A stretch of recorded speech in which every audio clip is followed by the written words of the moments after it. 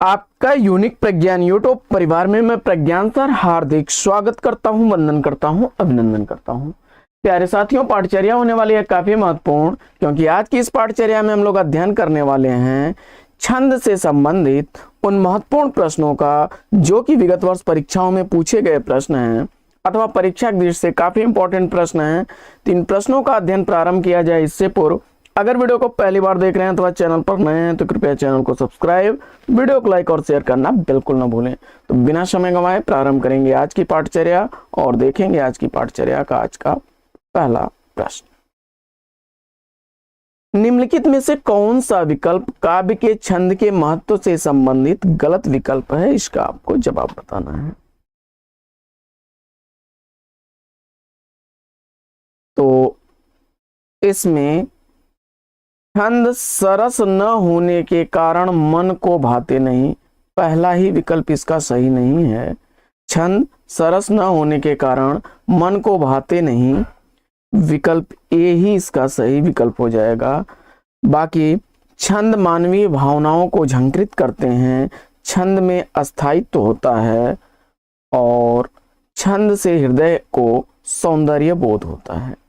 तो विकल्प ए इस प्रश्न का बिल्कुल सही जवाब, क्योंकि छंद शास्त्र क्या है, नियमों पर आधारित जो काव्य होता है वह सरस होता है और अच्छा भी लगता है। आगे, छंद शास्त्र के प्रणेता आचार्य कौन है? छंद शास्त्र के प्रणेता आचार्य आपको बताना है और इस प्रश्न का राइट आंसर आपने पिंगल मुनि विकल्प बी को चुना, तो बिल्कुल सही जवाब। पिंगल आचार्य ने छंद सूत्र में छंद के सुसंबद्ध वर्णन होने के कारण इसे छंद शास्त्र कहा है और इसके छंद शास्त्र के प्रणेता आचार्य पिंगल माने जाते हैं। छंद का दूसरा नाम भी पिंगल है, पिंगल शास्त्र भी इसे कहा जाता है। अगला प्रश्न है कि इनमें से कौन सी छंद शास्त्री प्रथम पुस्तक है? इसका आपको जवाब बताना है। प्रश्न संख्या 3 का राइट आंसर आपने सेलेक्ट कर लिया है पिंगल मुनि द्वारा लिखा गया छंद सूत्र को, तो विकल्प बी इस प्रश्न का राइट आंसर हो जाएगा। नाट्य शास्त्र के प्रणेता भरत मुनि हैं और काव्य प्रकाश मम्मट की रचना है। केशव दास की रसिक प्रिया है। आइए बढ़ते हैं अगले प्रश्न की तरफ और देखते हैं अगला प्रश्न। अगला प्रश्न है कि छंद के कितने भेद होते हैं? छंद जो है मुख्यतः 4 तरह का होता है। छंद मुख्यतः 4 तरह का होता है। वर्णिक छंद, वर्णिक छंद, दूसरा छंद का प्रकार होता है मात्रिक छंद, मात्रिक छंद। इसके बाद वर्णिक वृत्त छंद,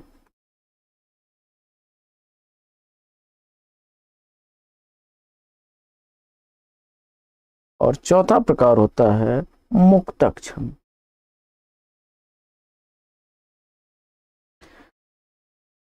आइए बढ़ते हैं आगे और देख लेते हैं इस प्रश्न की व्याख्या हम लोग।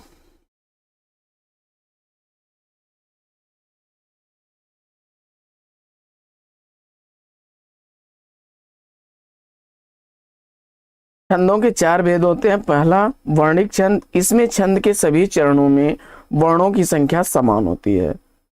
वर्णिक वृत्त छंद, इसमें वर्णों की गणना की जाती है। इसके बाद मात्रिक छंद, इस छंद के सभी चरणों में मात्राओं की संख्या समान होती है। और मुक्तक छंद, जिस छंद में वर्णिक या मात्रिक बंधन न हो वह मुक्तक होता है। इसके बाद छंद के अंगों पर चर्चा कर लेते हैं। तो द्रुत विलंबित के गणों का क्रम क्या होता है? और इस प्रश्न का जवाब आपने सेलेक्ट कर लिया नगण, भगण, भगण, रगण। विकल्प सी को तो राइट आंसर है आपका। अगला प्रश्न, अगला प्रश्न है, द्रुत विलंबित छंद में गणों का क्रम नगण भगण भगण रगण होता है। यह वर्णिक समृद्ध छंद होता है। इसमें गणों का क्रम में कुल 12 वर्ण होते हैं। संक्षिप्त में इसके गणों का क्रम कैसे होता है? तो नगण, भगण, फिर भगण और उसके बाद रगण होता है। गणों को याद करने का सूत्र होता है य माता राजभान लगा। अब जैसे आपको भगण देखना है तो भानस, यानी पहला वर्ण दीर्घ और 2 लघु वर्ण होंगे। इसी तरह से नगण में है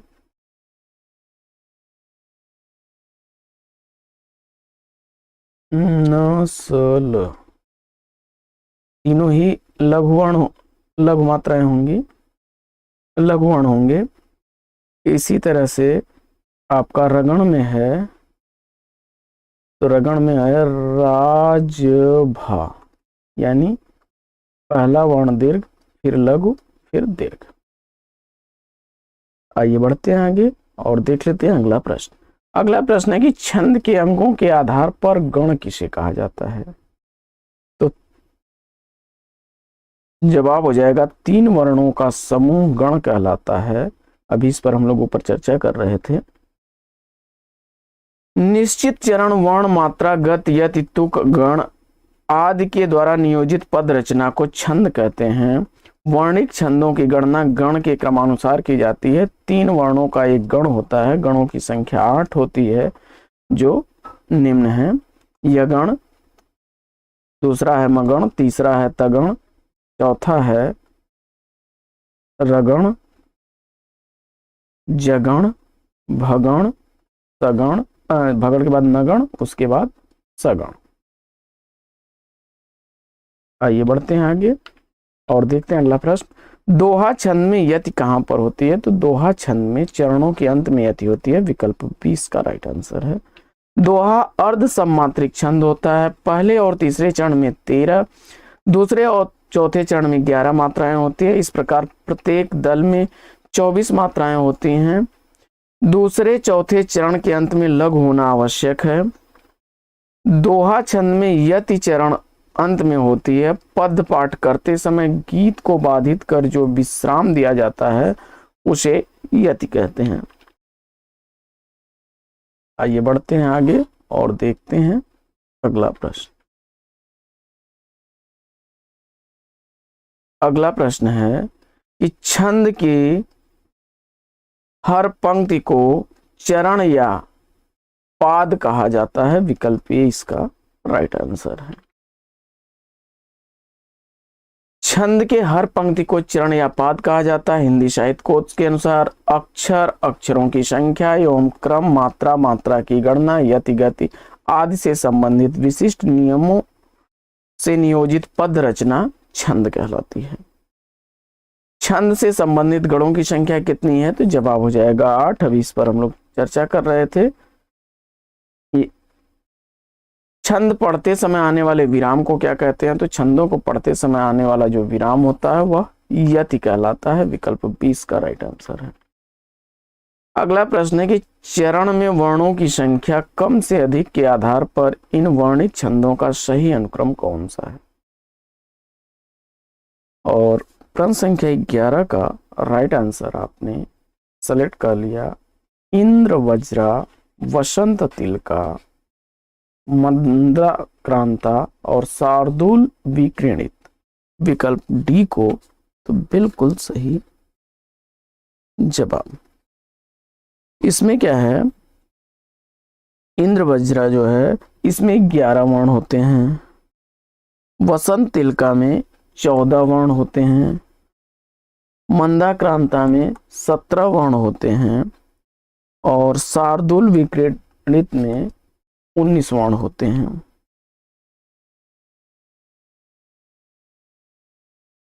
आइए व्याख्या देख लेते हैं। तो वर्णिक छंदों को बढ़ते क्रम में देख लेते हैं। तो इंद्रवज्रा के प्रत्येक चरण में 11 वर्ण, वसंत तिलका में 14 वर्ण, मंदाक्रांता में 17 वर्ण, शार्दूल विक्रेंत में 19 वर्णों का छंद होता है।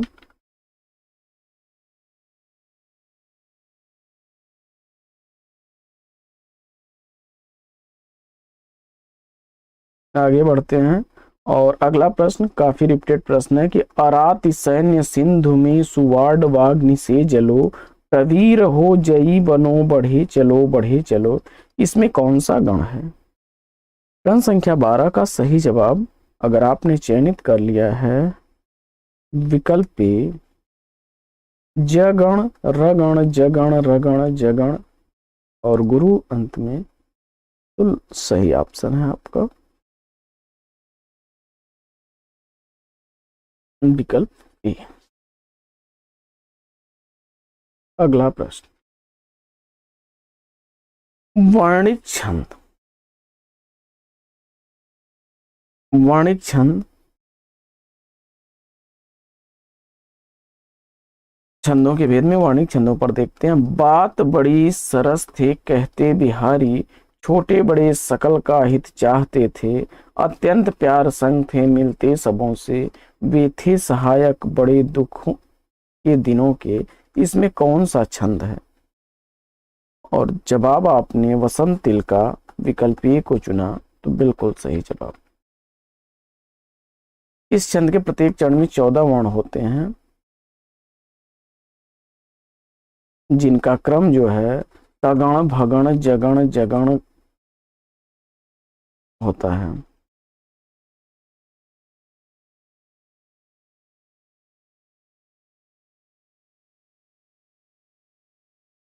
इसके बाद जो है मंद्राक्रांता में 17 वर्ण होते हैं, मगण भगण नगण तगण गुरु और गुरु होता है अंत में।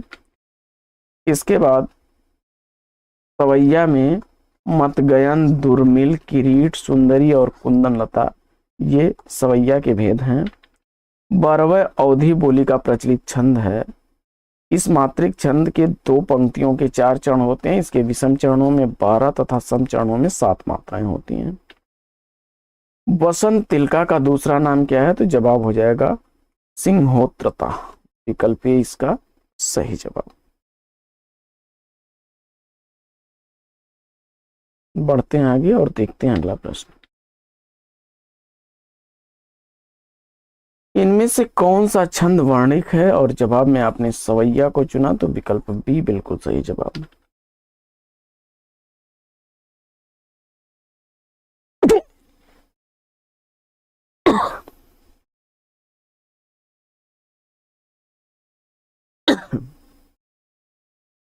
क्षमा करें, सवैया वर्णिक छंद का प्रकार है। वस्तुतः सवैया विषम वर्णिक छंद है, क्योंकि इसका कोई एक निश्चित लक्षण नहीं होता। इसके प्रत्येक चरण में 22 से लेकर 26 वर्ण होते हैं। अपनी मधुरता संगीतात्मकता के कारण ही यह ब्रज भाषा में बहुत ज्यादा प्रचलित रहा है। इसके भेदों में मदिरा 22 वर्णों का, मतगयन 23 वर्णों का, किरीट 24 वर्ण होते हैं, दुर्मिल 24 वर्ण होते हैं, सुंदरी में 25 वर्ण होते हैं और कुंदन लता में 26 वर्ण होते हैं। वर्णिक छंदों में किसका विचार किया जाता है? तो वर्णिक छंदों में वर्णों का विचार होता है। वर्णिक छंदों में गण कितने प्रकार के होते हैं? तो जवाब हो जाएगा वर्णिक छंदों में 8 प्रकार के गण होते हैं। मात्रिक छंदों को देख लेते हैं। तो निम्न में से सम मात्रिक छंद कौन सा है? और जवाब में आपने चौपाई को चुना, तो बिल्कुल सही जवाब। अगला प्रश्न,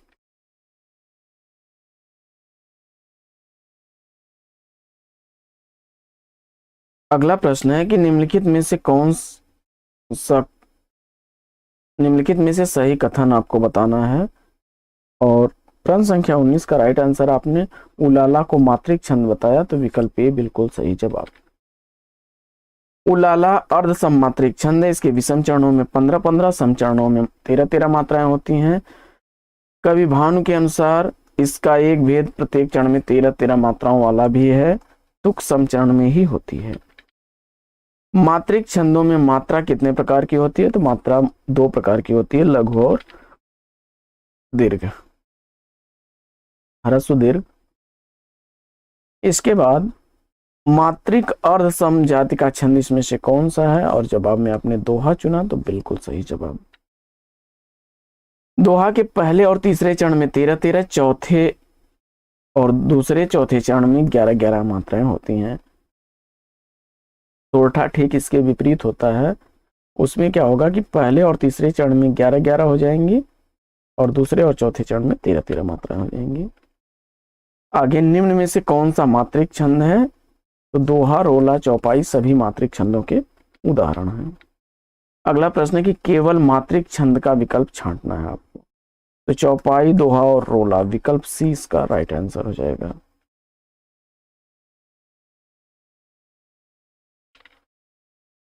आइए बढ़ते हैं आगे और देखते हैं अगला प्रश्न, मात्रिक विषम संयुक्त छंद कौन सा है, तो जवाब हो जाएगा कुंडलियां, विकल्प 20 प्रश्न का राइट आंसर है। अगला प्रश्न है कि मंगल भवन या मंगलहारी, द्रवहु सुदशरथ अजीर बिहारी, इन पंक्तियों में किस छंद का प्रयोग हुआ है, जवाब में आपने चौपाई छंद को चुना, तो विकल्प 20 प्रश्न का राइट आंसर है। चौपाई के प्रत्येक चरण में 16-16 मात्राएं होती हैं। इसके बाद चौपाई छंद के प्रत्येक चरण में कितनी मात्राएं होती हैं, तो अभी ऊपर हम लोग चर्चा कर रहे थे 16 मात्राएं, विकल्प 20 प्रश्न का राइट आंसर है। अगला प्रश्न है कि दामिनी दमक रही घन माही, खल के प्रति जथा थिर नाही, इसमें कौन सा छंद है, और जवाब में आपने जो है चौपाई छंद चुना, तो विकल्प सी इस प्रश्न का राइट आंसर है। बढ़ते हैं आगे और देखते हैं अगला प्रश्न। अगला प्रश्न है कि रामचरितमानस नामक महाकाव्य की शैली क्या है, और जवाब में आपने दोहा, चौपाई शैली, विकल्प ए को चुना, तो बिल्कुल सही जवाब।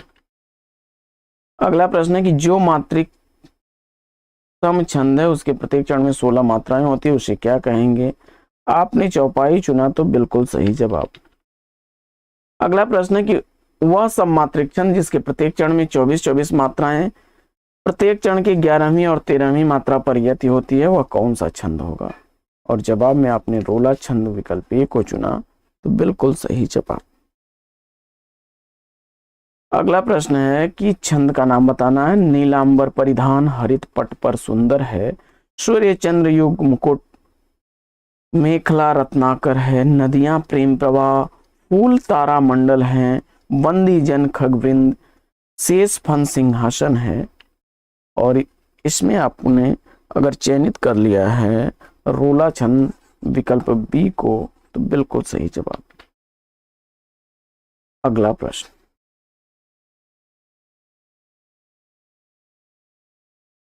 अगला प्रश्न है कि प्रत्येक चरण में 28 मात्रा 16-12 पर्यत या अंत में लघु गुरु किस छंद में होता है, और जवाब में आपने हरगीत का छंद को चुना, तो बिल्कुल सही जवाब। हरगीत का छंद में क्या होता है कि प्रत्येक चरण में 28 मात्राएं होती हैं, 16-12 पर्यत होती है, यह सम मात्रिक छंद है। जैसे उदाहरण के तौर पर अन्याय सहकर बैठ रहना यह महादुष्कर्म है, न्यायार्थ अपने बंधु को भी दंड देना धर्म है। आगे रोला के 4 चरण होते हैं, 24 मात्राएं होती हैं और 11-13 पर यति होती है। 12वें अर्ध सममात्रिक छंद है, पहले व तीसरे चरण में 12-12 मात्राएं होती हैं, दूसरे व चौथे चरण में 7-7 मात्राएं होती हैं। छप्पय रोला और उलाला के योग से बनता है। अगला प्रश्न है कि अन्याय सहकर बैठ रहना यह महादुष्कर्म है, न्यायार्थ अपने बंधु को भी दंड देना धर्म है, इस तत्व पर ही कौरवों से पांडवों का रण हुआ, जो भव्य भारतवर्ष के कल्पांत का कारण हुआ। इसमें छंद आपको बताना है, और अभी इस पर हम लोग चर्चा किए थे ऊपर। हरगीत का छंद आपने जवाब में चुना, तो बिल्कुल सही जवाब। अगला प्रश्न,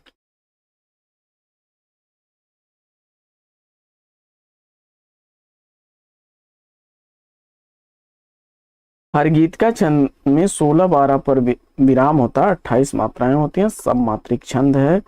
इसके अलावा भुजंग प्रयात वर्णिक छंद होता है जिसमें 12 वर्ण होते हैं, मालिनी वर्णिक छंद होता है 15 वर्ण होते हैं, और शार्दुल विक्रीडित वर्णिक छंद है जिसमें 19 वर्ण होते हैं। फिर छंद आपको चयन करना है कि मुरली अधर धर श्याम सुंदर जब लगाते तान है, सुनकर मधुर धुन भावना में बह रहे रस खान है। इसमें आपको बताना है, और इसमें हरगीतिका को आपने चुना तो बिल्कुल सही जवाब। अगला प्रश्न, हरगीतिका के 4 चरण होते हैं और सममात्रिक छंद होता है, 16-12 प्रयति होती है, 28 मात्राएं होती हैं, अंत में 2 गुरु होते हैं। आगे, मंगल करनी कलिमल हरनी तुलसी कथा रघुनाथ की उपयुक्त पंक्तियों में कौन सा छंद है, और जवाब में आपने हरगीतिका छंद को चुना तो बिल्कुल सही जवाब। अगला प्रश्न है कि हम जो कुछ देख रहे हैं सुंदर है सत्य नहीं है, यह दृश्य जगत भाषित है बिन कर्म शिवत्व नहीं है, उपयुक्त काव्य पंक्तियों में निम्नलिखित में से कौन सा छंद है। प्रश्न संख्या 36 में राइट आंसर हो जाएगा 14 मात्राओं की यद के साथ 28 मात्राओं वाला यह मात्रिक छंद है। विकल्प ए इस प्रश्न का राइट आंसर है। तो साथियों, आज की इस पाठचर्या में लेंगे यहीं पर विराम, फिर मिलेंगे आपसे अगले वीडियो में एक नए प्रश्न, एक नया टॉपिक, एक नए अंदाज में। तब तक के लिए लेते हैं आपसे विदा। आपका जीवन मंगलमय हो। बेस्ट विशेष बेस्ट आप लग। जय हिंद साथियों।